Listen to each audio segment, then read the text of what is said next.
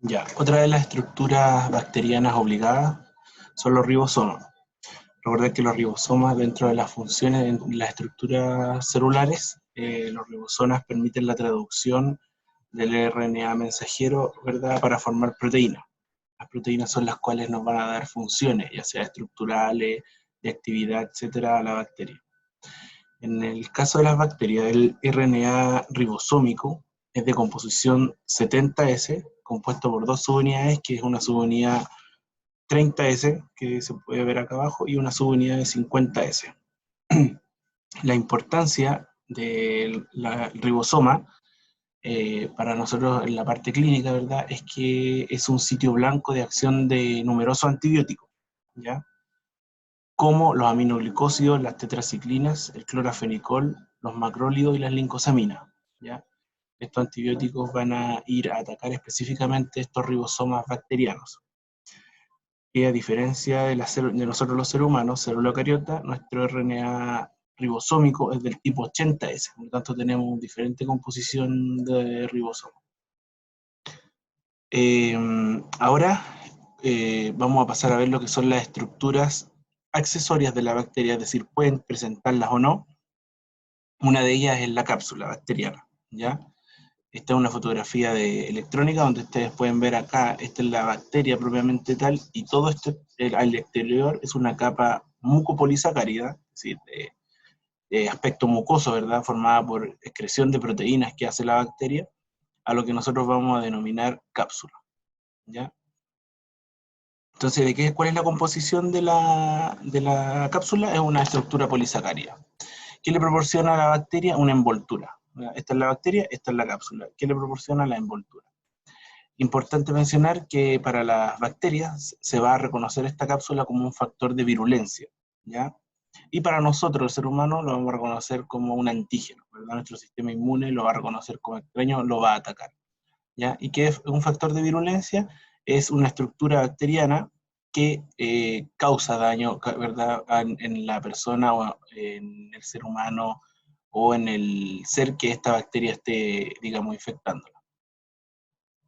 ¿Cuál es la función de la cápsula a beneficio de la bacteria? Es proteger a la bacteria de factores, como cuáles: la desecación, la lisis por anticuerpos, la fagocitosis, y a la vez facilita la invasión, ¿ya? ¿Recuerdan cuando veíamos la pared celular, que en el caso de las cocasias gram positivas, el peptidoglicano favorecía la adhesión? ¿Ya? En este caso, las bacterias que producen esta cápsula polisacárida, aparte de generar la adhesión celular, esta cápsula facilitaría la invasión. O sea, una bacteria puede tener, además de harta invasividad a los tejidos, puede tener también harta invasividad, ¿ya?, que serían factores que hacen que una bacteria sea más agresiva, que se adhiera bien y luego que ingrese fácil, ¿ya? Y recordar siempre que cuando nosotros nos cuestionamos, chuta, ¿por qué a un paciente los anticuerpos no funcionan o por qué ha fallado el sistema inmune de la fagocitosis? Bueno, puede ser porque hay bacterias que pueden tener esta expresión de cápsula que hace que el anticuerpo, si ustedes se fijan, un anticuerpo va a querer ir a detectar esta bacteria, no puede llegar a la bacteria porque está esta capa mucosa, que es la cápsula, ¿ya? Lo mismo, un fagocito, si quiere fagocitar esta bacteria, no la va a reconocer porque está antes esta capa mucosa. Esta capa mucosa que secreta esta bacteria es laxa, de manera que la capa que forma es de tipo difusa y se considera, digamos, de mucoide, ¿ya? Yo les mencioné que era polisacárida, ¿ya? De azúcar, ¿verdad? Muchos azúcares. Y en algunas bacterias pudiese esta capa, en vez de ser de azúcares, ser de proteínas, ¿ya?, polipeptídicas, como en el caso de algunas bacterias que son del género Bacillus.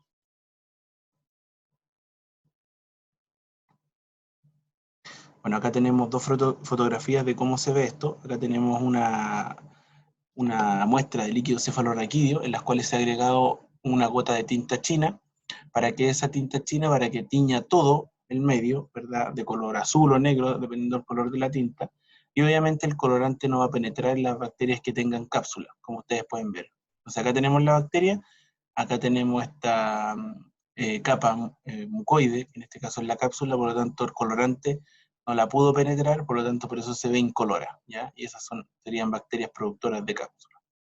Y eso se ocupa en la práctica clínica. Nosotros, como para evaluar bacterias que producen cápsula, también hay hongos que la producen, como por ejemplo el criptococo.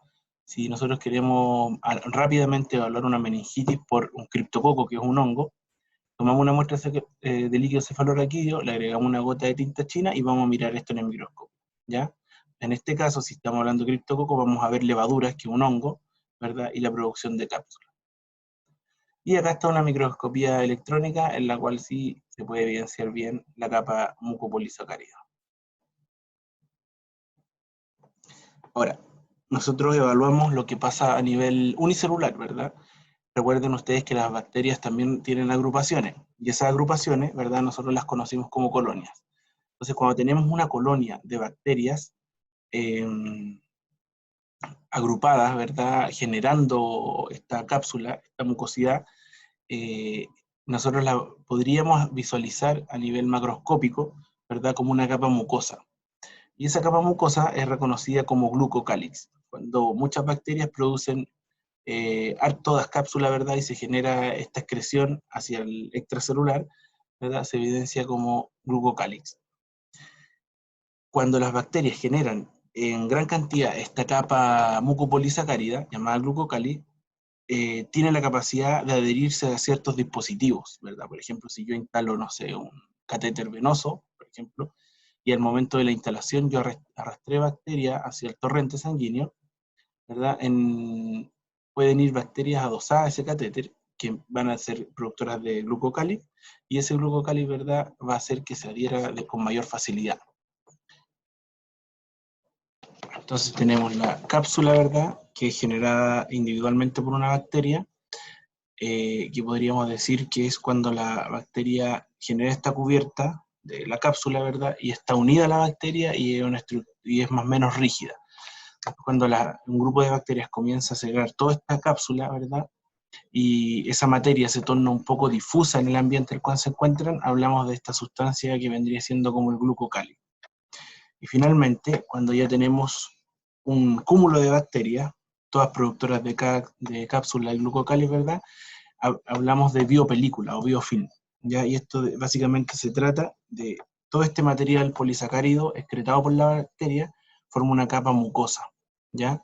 Y esa capa mucosa finalmente cumple un rol no individual, mirado individualmente de la bacteria, sino que cumple un rol, digamos, como una comunidad bacteriana, el cual le confiere protección a todas las bacterias que estén en el interior de esa capa mucosa, ¿ya? Básicamente, ¿qué funcionalidad les otorgará a las bacterias? Las va a proteger de las defensas del hospedero y de los antimicrobianos, ¿ya? Porque si nosotros queremos atacar a una bacteria, pero esta bacteria se encuentra dentro de una comunidad cubierta por esta capa mucosa que se llama la biofilm, el antibiótico no va a poder penetrar bien, no va a llegar a la bacteria, porque se va a encontrar con esta capa mucosa. Ahora, nuestro sistema inmune, si se generan anticuerpos, estos anticuerpos también van a fallar al penetrar esta capa mucosa y no van a ser efectivos, no van a reconocer la bacteria. Por otro lado, si queremos o visualizamos nuestra respuesta inmune celular, los polimorfos nucleares que realizan la fagocitosis en contacto directo con el microorganismo tampoco van a poder hacerlo porque va a estar esta capa mucosa ahí interfiriendo, ¿ya?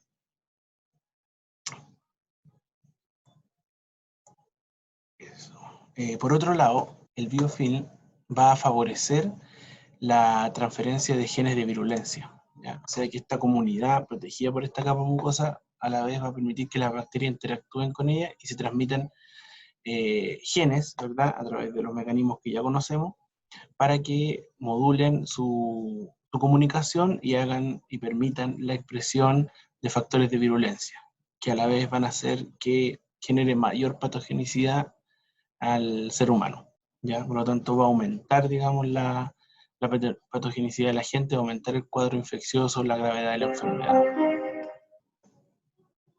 ¿Ya? Entonces, para la formación de esta biopelícula, lo primero, recordando los pasos, tenemos la bacteria que producen esta cápsula, ¿verdad?, de forma unicelular, que le confiere protección y adhesión, ¿verdad? La bacteria se agrega a un tejido, a una célula, a una zona, se comienza a dividir esta bacteria, ¿verdad? Y entre todas comienzan a secretar esta cápsula, ¿verdad? Esta cápsula, cuando ya están en mayor cantidad, cuando la bacteria se comienza a multiplicar, ya no es tan, digamos, no pasa a formar tan solo parte de sí misma la bacteria, como una estructura propia condensada, sino que se torna ya más difusa y interacciona con el medio, ¿verdad? Finalmente, cuando el crecimiento bacteriano aumenta, quedan todas las bacterias embebidas dentro de esta gran cápsula, y es lo que pasamos a conocer como el biofilm. Posteriormente, desde acá, digamos, y se genera el gran problema, ya que al formarse este biofilm, no pueden atacar los polimorfos nucleares, no llegan los anticuerpos, no pueden llegar los antimicrobianos, y es donde la infección, digamos, se torna de mayor gravedad y mayor complejidad. Además, se produce acá lo que se llaman descargas sépticas, ¿verdad? Como tenemos esta cápsula bacteriana gigante y esa colonia, cada vez, en cada momento se van generando descargas sépticas, ¿verdad? Si esto lo pensamos como el torrente sanguíneo, ¿verdad? Van siendo expelidas a través de la sangre y pueden ir colonizando distintos lugares del cuerpo. Y a modo de resumen, entonces, tenemos, ¿verdad?, la cápsula, el glucocálix y el biofilm. Solo para ejemplificar, ¿verdad?, hablamos de cápsula cuando es la capa polisacaria, que está bien organizada y está pegada a la bacteria, como se ve en la fotografía. Luego, cuando tenemos más bacterias y esta capa empieza a aumentar, se torna en un material ya más difuso.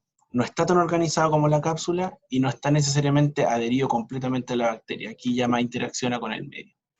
Ya cuando tenemos un conjunto bacteriano en el que todos comienzan a secretar, ¿verdad?, la cápsula, el glucocálix, ya se torna en esta biopelícula, que es la estructura mucosa grande general, donde van a estar embebidas numerosas bacterias.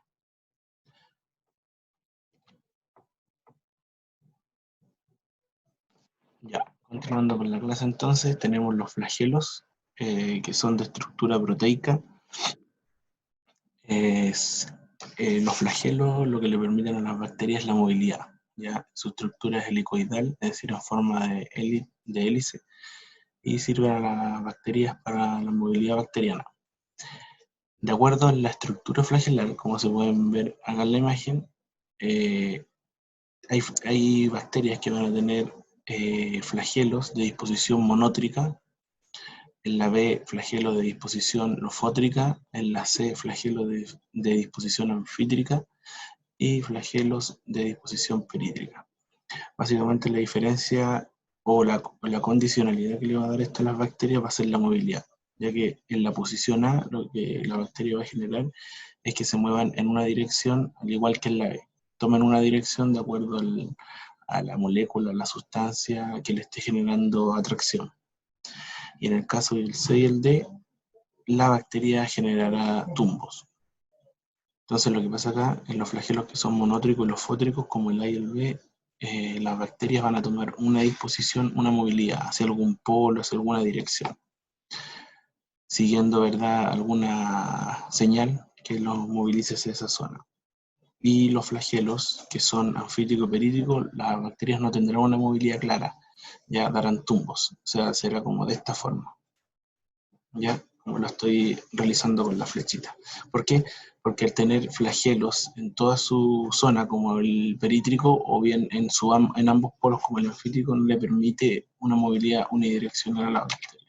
Como ustedes ven en la imagen acá, se va a representar básicamente en la parte A, movilidad bacteriana sin un atrayente, ¿verdad?, sin una señal que guíe la bacteria, y en la parte B, en presencia de un atrayente, es decir, que va a hacer que la bacteria se mueva hacia esa zona, como se ve en la flecha. Entonces tenemos dos posibilidades: que una bacteria genere un movimiento unidireccional, lo que le vamos a llamar carrera, y que la bacteria genere un tumbo, es decir, girando de esta forma. Entonces aquí síganme la flecha, ahí la bacteria va a movimiento unidireccional en una carrera, después hace un tumbo, carrera, tumbo, carrera, tumbo, carrera, tumbo, carrera, pero no sigue ninguna dirección, ¿ya?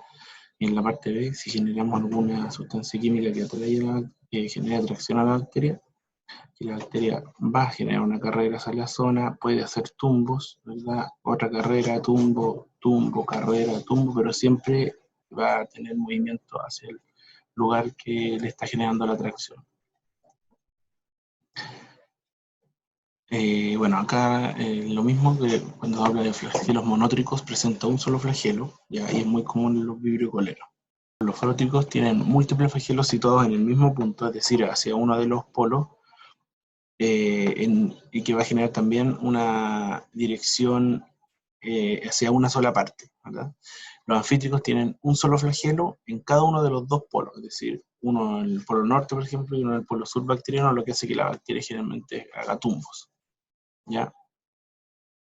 Eh, lo positivo de esto es que las bacterias pueden activar y desactivar estos flagelos. ¿Ya? Es decir, por ejemplo, puede activar el flagelo polar que está en su parte norte, ¿verdad? Por lo que va a generar movimiento unidireccional. Lo inactiva y puede activar el otro, se puede devolver. ¿Ya? Y los períticos tienen un flagelo que se proyecta en todas las direcciones, que es muy común en la Escherichia coli.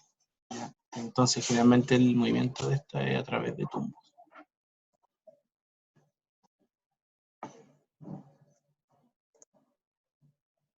Fimbrias o pilis, ¿ya? Las fimbrias o pilis acá son estructuras cortas, como ustedes pueden ver en estas imágenes, similares a vellos, ¿ya? A pelos. Son visibles solamente al microscopio electrónico. Recuerden que las bacterias nosotros las podemos ver en un microscopio óptico, pero en este caso la estructura es muy difícil poder visualizarla, por lo tanto acá se requiere de un microscopio electrónico. Importante acá, y recuerden lo anterior, era que los flagelos, estructura proteica, le proporcionaban movilidad a la bacteria. Ya en este caso, las fimbrias o pilis no generan movilidad. Las fimbrias, vamos a ver que le proporcionan a la bacteria un puente de comunicación para la transmisión de genes o moléculas, y a la vez le proporcionan adhesión a zonas, ¿ya? Entonces, importante mencionar que la fimbria es casi exclusivo de las bacterias gram negativas, ¿ya? Los flagelos pueden estar en ambas, en la gram positiva y en la gram negativa, y acá las fimbrias son casi exclusivas solamente de gram negativa. El común de todas las gram negativas pueden poseerla, ¿ya? Gram positiva es muy raro, difícil. ¿Cuál es la función de la fimbria? Intervenir en la adhesión de las bacterias al huésped, en este caso es un factor de virulencia, ¿verdad? Se le considera porque nosotros va a permitir que las bacterias se adhieran a nosotros, a nuestras células. A la vez, entre ellas mismas va a facilitar el intercambio de ADN durante un proceso que se llama conjugación, que fue el que vieron en la clase pasada, y además, como es una estructura bacteriana diferente a la de nosotros, nuestro cuerpo, proporciona una capacidad antigénica, es decir, es reconocida como extraña por nuestro sistema inmune. Entonces acá tenemos los dos ejemplos, las fimbrias actuando como un pili, ¿verdad?, sexual de comunicación bacteriana para lo que se conoce como el fenómeno de conjugación, ¿ya? Esta bacteria, F positivo, ¿verdad?, productora de pili, transmite información genética a esta otra bacteria receptora. Esta bacteria no era productora de pili, esta sí, por lo tanto, al recibir esta la información, después será ella productora de pili. Y en este otro ejemplo se puede ver una fotografía electrónica, ¿verdad?, en la cual muestra las fimbrias, que son las responsables de generar adhesión de la bacteria al huésped. Ya lo vieron también en el sistema en la clase anterior de conjugación. Tenemos lo que son los plasmidios y transposones, que es material DNA, el cual es extracelular. Los plasmidios son elementos extracromosómicos, ¿verdad? No están dentro del cromosoma bacteriano, sino que están fuera en el citoplasma bacteriano. Están compuestos por DNA de doble cadena, con frecuencias de tipo circular. Estos ADN son autorreplicativos y autotransferibles, ¿ya? Es decir, se transfiere entre bacterias, y además este DNA puede replicar independiente de la replicación del DNA bacteriano, ¿ya? Los transposones, se les conoce como genes saltarines o móviles, son elementos compuestos de DNA que pueden moverse de forma autosuficiente a diferentes partes del genoma bacteriano. No poseen la capacidad de autorreplicarse como a diferencia del plasmidio, pero sí pueden transferirse los plasmidios, ¿ya? El transposón, al cambiar de posición, también puede arrastrar secuencias de DNA contigua y originar cambios fenotípicos en la bacteria, ¿ya? Entonces acá tenemos un ejemplo de lo que es el DNA bacteriano, y acá tenemos el DNA extracromosómico, ¿verdad?, porque está fuera del cromosoma bacteriano, lo que se conoce como plasmidio. Este plasmidio está representado de forma circular e independiente del DNA propio de la bacteria, y este puede ser transmitido a otra bacteria, ¿verdad? En ambos pueden existir regiones de DNA o regiones de genes, ¿verdad?, que se conocen como tramposones. Y estas regiones de genes pueden ir, por ejemplo, desde el DNA bacteriano al plasmidio, desde el plasmidio al DNA, pueden ir desde regiones del DNA a moverse, ¿verdad?, desde regiones del plasmidio a moverse. ¿Qué es lo característico de esto? Es que esta movilidad de estas regiones de genes puede arrastrar una información genética propia de una bacteria hacia un plasmidio, y después cuando este plasmidio es transferido a otra bacteria, la otra bacteria va a recibir información genética de la bacteria original, ¿ya? Entonces, si esta bacteria producía un color verdoso, información que iba en su DNA bacteriano, si por un tramposón, ¿verdad?, arrastra esa secuencia de cómo una bacteria produce pigmento verde, la arrastra al plasmidio. Después, a través de un pili, este plasmidio pasa a una bacteria que era sin pigmento. Esa bacteria después se va a transformar fenotípicamente y va a producir pigmento verde. ¿Por qué? Porque obtuvo la información a través de una bacteria que lo hacía, por un fenómeno de, primero, por un tramposón, ¿verdad?, que movió el gen que producía la pigmentación, y después a través del fenómeno de conjugación se adquirió un plasmidio. Hay otra estructura accesoria, son las esporas, ¿ya?, que son estructuras que van a estar presentes en alguna especie bacteriana, y acá mencionar que van a ser específicamente bacilos gram positivos, ¿ya? Principalmente la función de las esporas es generar resistencia de la bacteria. ¿A qué cosa? A las condiciones extremas que puedan someterse, ¿ya? Eh, ¿A qué condiciones extremas podríamos estar hablando? A condiciones de temperatura extrema, ya sea mucho calor, mucho frío, sequedad, pHs, detergentes, antisépticos, etc. Ya, la estructura de espora permite a la bacteria hacerse resistente prácticamente todo, ¿ya? Ya ustedes van a conocer que existe un fenómeno que se llama la esterilización, que es un proceso que es lo único que puede hoy en día eliminar esporas. Los procesos de desinfección, de lavado, no permiten matar las esporas. Ya actualmente no permite la eliminación de bacterias. Solamente entonces la esterilización es lo que permite matar las esporas. Obviamente si hervimos, por ejemplo, algo tampoco, ya que las esporas, como les mencioné, proporcionan resistencia a altas temperaturas. ¿Cómo se genera una espora? Una bacteria en su estado vegetativo se genera un proceso de concentración de su material genético y se rodea por una membrana protectora. ¿Ya? Esa membrana protectora va a permitir impermeabilidad a la desecación, al calor, a agentes químicos, ¿ya? Y procede a una situación de inercia metabólica que puede permanecer por meses, años. Es decir, la bacteria detiene sus procesos vegetativos celulares, ¿verdad?, y queda en una inercia metabólica, ¿ya? Bueno, hay algunas características en lo que una bacteria está en su estado vegetativo y cuando está en su estado de espora, ¿ya? Por ejemplo, aquí dice contenido de calcio en una bacteria de estado vegetativo es bajo, y cuando se genera la espora es elevado, ¿ya?